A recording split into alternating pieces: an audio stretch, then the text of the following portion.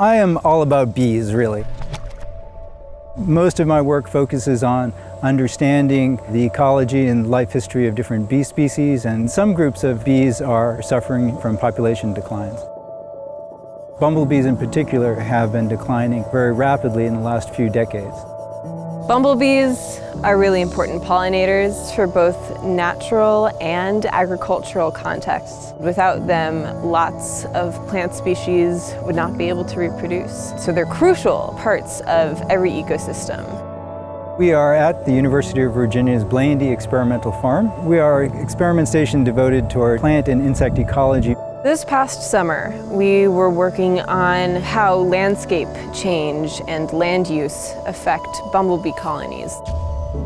I'm really interested in looking at how well bees do in rural areas versus urban areas. Now, when you just think about it quickly, it seems like an urban area would be kind of a tough place to be a bee.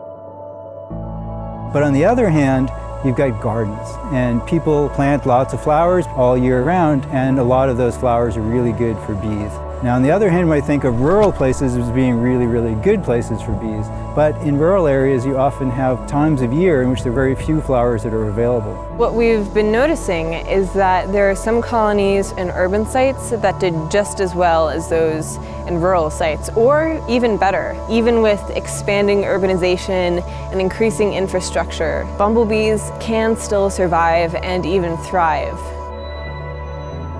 There's a caveat there. They can't survive without these resources. People should have gardens with flowers that support native bumblebee species in order for us to see these results. Most of our crop species are, in fact, insect pollinated. That means that we need pollinators to produce the fruit and fruit that we eat, and most of the pollinators of crops are bees. So keeping the bees in the landscape around our agricultural fields, around our gardens, that's what keeps our food supply going.